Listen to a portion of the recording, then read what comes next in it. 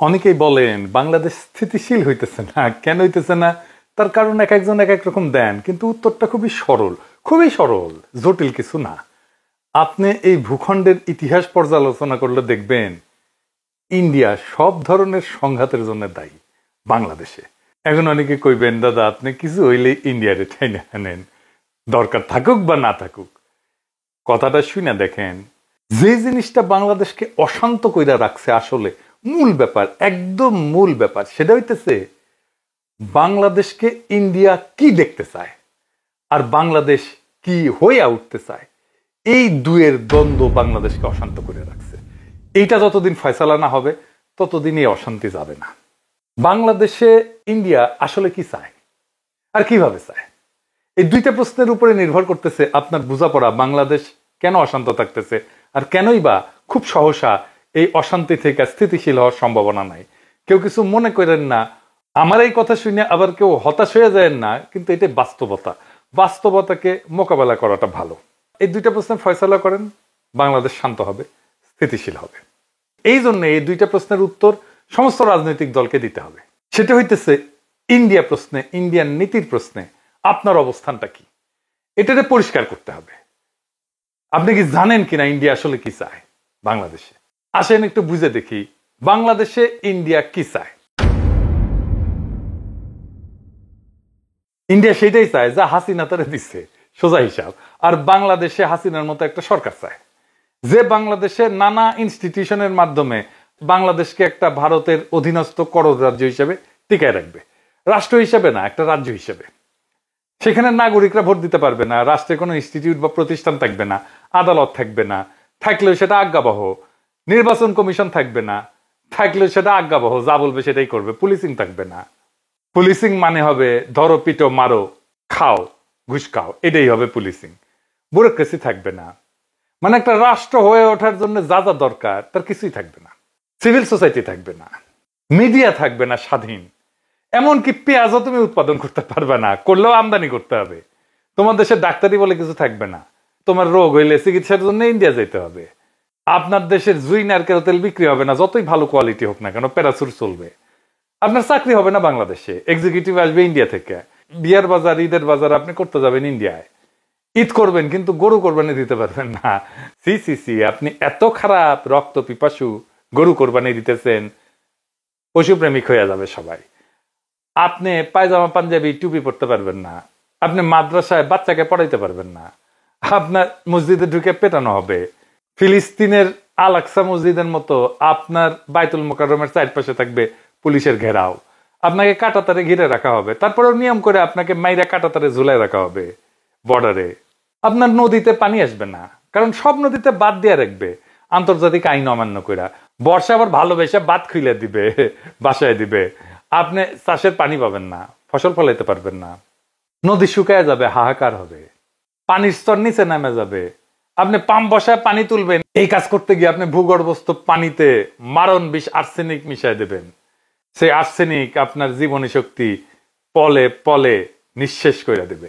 আপনার শিক্ষা প্রতিষ্ঠানগুলো ধ্বংস হবে, লেখাপড়া হবে না, আপনাকে পিটায় মেরে ফেলা হবে সারা রাত, কারণ আপনি 5 ওয়াক্ত নামাজ পড়েন।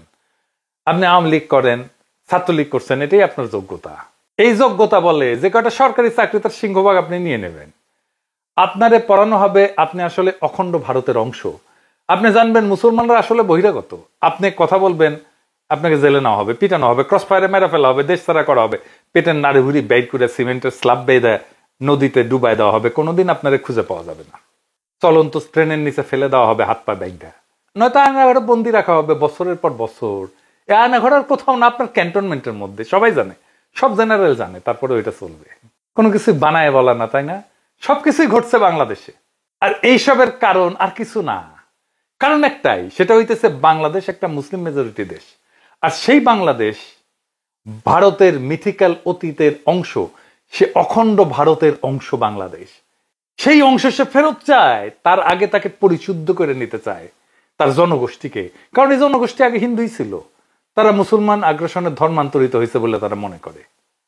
এদের পরিশুদ্ধ করতে হবে যেন মননে সে অখণ্ড ভারত মাতার সন্তান হইয়া ওঠে। তাকে নতুন এক ধর্মে দীক্ষিত করতে হবে, যার নাম অসাম্প্রদায়িকতা। এই অসাম্প্রদায়িকতার ধর্মে আপনি কোরবানি দিলে সাম্প্রদায়িক বর্বর, কিন্তু পয়লা বৈশাখের নামে অষ্টমীর এক ডালিয়া উদযাপন করতে পারবেন।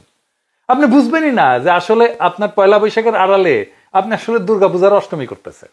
আপনি পূজা মণ্ডপে যেতে পারবেন, কিন্তু ঈদের নামাজে দাঁড়াইলে আপনি সাম্প্রদায়িক, পূজায় গেলে আপনি অসাম্প্রদায়িক, ঈদের নামাজে দাঁড়াইলে আপনি সাম্প্রদায়িক। তারপর একদিন টুপ কইরা ভারত আপনাকে অখণ্ড ভারত মাতার অংশ করে নেবে। Syllabus complete. থ্যাংক ইউ, ধন্যবাদ, বাংলাদেশ জিন্দাবাদ। এটাই আপনার ডেস্টিনি হয়ে উঠছে। এই যে আওয়ামী আর ইন্ডিয়ান প্রজেক্ট, তাই মোমেন্ট প্রকাশ্যেই বলছিল, ভারতকে সে বলছে হাসিনাকে টিকায় রাখতে হবে। শোনেন, আবার শোনেন, অনেক আগের কথা। আমি ভারতে গিয়ে যেটি বলেছি যে শেখ হাসিনাকে টিকে রাখতে হবে। শুনেছেন? শুধু তাই না, ভারত আর বাংলাদেশের স্বার্থ যে এক, সেটাও সে ঘোষণা করছে। ভারতের বিজয়ই আমাদের বিজয়। শুনেন, আমাদের বিজয় ভারতের বিজয়, বুঝছেন? আমাদের উন্নয়ন ভারতের উন্নয়ন, ভারতের উন্নয়ন আমাদের উন্নয়ন। তাইলে আপনার মূল সংকট হচ্ছে আপনার বাংলাদেশ রাষ্ট্র থাকবে কিনা। এই যে ইন্ডিয়ার প্ল্যান, সে হায়দ্রাবাদ খাইছে, সে গোয়া খাইছে, সে জুনাগড় খাইছে, সে সিকিম খাইছে, সে কাশ্মীর খাইছে, একইভাবে বাংলাদেশকে খাইয়ে নেবে। সে তার অখণ্ড ভারতকে সম্পূর্ণ করবে, যেটা তার স্বপ্নে আছে, যেটা তার সংসদ ভবনে লাগাইছে, অখণ্ড ভারত। তাই বাংলাদেশের সার্বভৌমত্বের সংকট আপনার প্রধান সংকট, আপনার প্রধান আশঙ্কা মহাভারতে বিলীন হয়ে যাওয়ার আশঙ্কা। এই আশঙ্কাকে আমরা আসলে কিভাবে মোকাবেলা করব? এখন প্রথমত আমাদের দেশের ভিতর একটা শক্তিশালী জাতীয় ঐক্য লাগবে। সেই জাতীয় ঐক্যের সম্ভাবনাকে সবসময় ধ্বংস করে দেয় ইন্ডিয়ানরা। আমি কাউকে উদ্দেশ্য করে বলতেছি না, কিন্তু আপনারা দেখছেন বৃহত্তর জাতীয় ঐক্য কারা নষ্ট করছে, যেটা 5ই আগস্টে তৈরি হয়েছিল, জুলাই আগস্ট বিপ্লবে তৈরি হয়েছিল। জাতির যে আকাঙ্ক্ষা কারা কিভাবে ধ্বংস করছে সেটা আপনারা দেখছেন। 2 নম্বর হতেছে রাষ্ট্রের প্রতিষ্ঠানগুলো পুনর্নির্মাণ করতে হবে, যেগুলো হাসিনা ভেঙে দিয়ে গেছে, যেটাকে সংস্কার বলতেছে প্রফেসর ইউনূসের সরকার। তার ফলে রাষ্ট্রের প্রতিষ্ঠানগুলো যে ধ্বংস করছে হাসিনা, তা পুনর্গঠিত হবে সংস্কার করলে। এই জন্য এত সংস্কার সংস্কার সংস্কার সংস্কার শোনা হচ্ছে। কোন সংস্কার করতে দিতে চাচ্ছে না কারা আপনারা জানেন? আপনারা দেখতেছেন, সংস্কার করতে যে নির্বাচনে দেরি হইলে বাধা দিবে বিএনপি। এই বছরই নাকি সংস্কার সম্ভব, দিল্লি স্টারে মাহফুজ আনাম কইছে। কই থেকে আসছে? দিল্লি স্টারে মাহফুজ আনাম যখন লেখে, এটা কই থেকে আসে? এটা দিল্লি থেকে আসে। দিল্লি থেকে কয়া দেয়, মাহফুজ আনাম লিখে দেয়, চেপে দেয়। নির্বাচন বিএনপি কবে চাইছে? 2025-এর মার্চ এপ্রিলে, সেই 2024-এর ডিসেম্বরে চাইছে। আমি বেনে বেনে করছি না, দেখেন ডিসেম্বরে করছে, আগামী 3-4 মাসের মধ্যে নির্বাচন চাই। এইটা সাহেব তারিখ দেখান। বিএনপির নেতারা কি ব্যাখ্যা দিবেন? 2025-এর এপ্রিলে কেন চাইছিলেন বা মার্চে কেন চাইছিলেন নির্বাচন?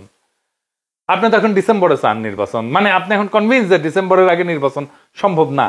তাইলে মার্চ এপ্রিলে কেন চাইছিলেন? এটা কি খেলা পাইছেন ভাইজান? দেশের ভাগ্য নিয়ে, দেশের ভবিষ্যৎ নিয়ে খেলা এটা? সিরিয়াস চিন্তা না করে একটা কথা কয়ে দিবেন আপনি? তাহলে তো সিনিয়র নেতারা। আবার দেখেন, বিএনপি স্পষ্ট করে বলছে, বর্তমানে দেশে আলোচিত প্রায় সব সংস্কার প্রস্তাবই আমাদের 31 দফায় অন্তর্ভুক্ত আছে, তার মানে সংস্কার করার দরকার নাই। এটা তারেক রহমান বলছেন নভেম্বরের 14 তারিখ 2024 রাষ্ট্র কাঠামো মেরামতের রূপরেখার 31 দফা ও নাগরিক ভাবনা শীর্ষক সেমিনারে বলছেন। খুব ভালো কথা, মেনে নিলাম যে এই 31 দফায় হইতেছে সংস্কার। তাইলে 31 দফায় তো সব সংস্কার আছে, তাই না? তারেক রহমানই তো কইছে, তাই তো বলছেন তারেক রহমান। এটা করতে কত টাইম লাগবে বিএনপির? বিএনপি এইটা বলছে তারেক রহমানের বক্তব্যের সপ্তাহ 3 পরেই, যে কত সময় লাগবে সংস্কার করতে। 3 থেকে 4 মাস লাগবে এই সংস্কার করতে। যেই সংস্কারের আলাপ হইতেছে সেটাই 31 দফায় আছে, আর সেই সংস্কার করতে 3 থেকে 4 মাস সময় লাগবে বিএনপির কথায়। তাইলে বর্তমানে দেশে আলোচিত প্রায় সব সংস্কার প্রস্তাবই যদি বিএনপির 31 দফায় অন্তর্ভুক্ত থাকে, আর সেই সংস্কার করতে যদি 3 থেকে 4 মাস লাগে, তাহলে কি বিএনপি 31 দফা ক্ষমতা নেওয়ার 3 থেকে 4 মাসের মধ্যে বাস্তবায়ন করে দেখাবে? পারবে? হুদাই একটা কথা বলে দিলেই হইল। যাই হোক, বাদ দেন। এরপরে আমাদের আর কি লাগবে? এটা খুব গুরুত্বপূর্ণ, আসেন এটা একটু বুঝে দেখি। এরপরে আমাদের লাগবে এমন একটা শক্তির বন্ধুত্ব যারা আমাদের সার্বভৌমত্বের রক্ষা কবচ হয়ে থাকবে। মানে ইন্ডিয়া যদি আমাদের অ্যাটাক করতে আসে, আমাদের পাশে কে দাঁড়াবে? কারা হইতে পারে সেই শক্তি? আমাদের খুব বেশি চয়েস নাই, কিন্তু কারা হইতে পারে বলেন? ওয়েস্ট, পশ্চিম। হ্যাঁ, এই পশ্চিম ভাই ইসলামোফোব দুনিয়া। আমেরিকা আমাদের ইন্ডিয়ার হাতে তুলে দিছিল, ভুলে যায় না, 1/11 করে। হাসিনার পুরা টাইম ওয়েস্ট 2 হাত তুলে হাসিনাকে সাপোর্ট দিছে, দেয় নাই? এমনকি হাসিনা যখন পাখির মতো মানুষ মারতেছিল বর্ষা বিপ্লবে, জুলাই আগস্ট বিপ্লবে, কেউ কিছু বলছে? বলে নাই। এই ওয়েস্টকে ইন্ডিয়া বুঝাইছে হাসিনাকে আমাদের দরকার, নয়তো ইসলামী জঙ্গিরা বাংলাদেশের দখল নিয়ে নেবে। তাই এই পশ্চিম সেটাই করবে যা ইন্ডিয়া চায়। ইন্ডিয়ার চাওয়াকে পশ্চিম সাপোর্ট করবে সব সময়। তাইলে আমাদের চয়েস একটাই, চীনের সাথে অর্থনৈতিক, সামরিক, রাজনৈতিক, কূটনৈতিক একটা দীর্ঘমেয়াদী সম্পর্ক তৈরি করা। এটা একটা অতি জটিল এবং বিপজ্জনক কাজ হবে। কেন বিপজ্জনক হবে? কারণ এই কাজ করতে গেলে পশ্চিম আর ইন্ডিয়া ঝাঁপে পড়বে একসাথে চীনের সাথে সম্পর্ক তৈরি করতে গেলে। আমাদের প্রবল শক্তিশালী রাজনৈতিক ঐক্য লাগবে দেশের মধ্যে, আর তেমন জনপ্রিয় মেধাবী রাজনৈতিক নেতা লাগবে এই কাজ করার জন্য। আর দেশের মধ্যে লাগবে বুদ্ধিবৃত্তিক কাজ, একাডেমিয়া থেকে, বিশ্ববিদ্যালয় থেকে, সিভিল সোসাইটি থেকে, মিডিয়া থেকে। তারা তৈরি করবে ন্যারেটিভ, কবি, শিল্পী, সাহিত্যিকরা। একমাত্র তখনই বাংলাদেশের ভবিষ্যৎকে রক্ষা করা যাবে সফলভাবে। মনে রেখেন, এই কাজটা যারাই অ্যাডভান্স করার সামর্থ্য রাখে তাদেরকে আগে আইডেন্টিফাই করা হবে, আর বাড়তে দেওয়া হবে না। এমন কাজ করার লোক কিন্তু বেশি হয় না, আপনারা জানেন। কিভাবে তাদেরকে বাড়তে দেওয়া হয় না, আমি আপনাদেরকে 2টা এক্সাম্পল দেব, মাত্র 2টা। ব্যারিস্টার মইনুল হোসেন, চেনেন না? খুবই স্ট্রং ন্যাশনালিস্ট, মানিক মিয়ার ছেলে, এলিট ফ্যামিলির ছেলে, ব্যারিস্টার, উচ্চশিক্ষিত, এমপি ছিল তরুণ বয়সে, প্রখর রাজনৈতিক মেধার মানুষ। বাকশালের বিরোধিতা মুজিবের সামনে দাঁড়ায় করছে যে কয়জন বিরল ব্যক্তিত্ব, 2 বা 3 জন, তার মধ্যে সে একজন।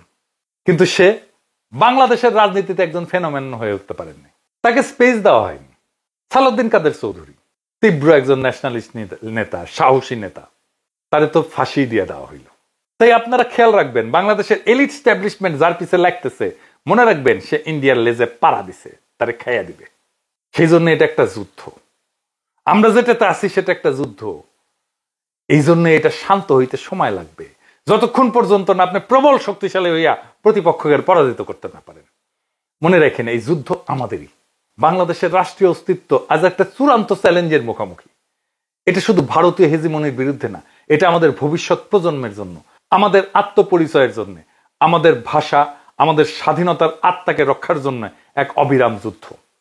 এই যুদ্ধ শুধু সীমান্তে না, এটা চিন্তায়, বুদ্ধিবৃত্তিতে, প্রশাসনে, বিশ্ববিদ্যালয়ে, অর্থনীতিতে, সিভিল সোসাইটিতে, আর প্রত্যেকটা নাগরিকের মনোজগতে।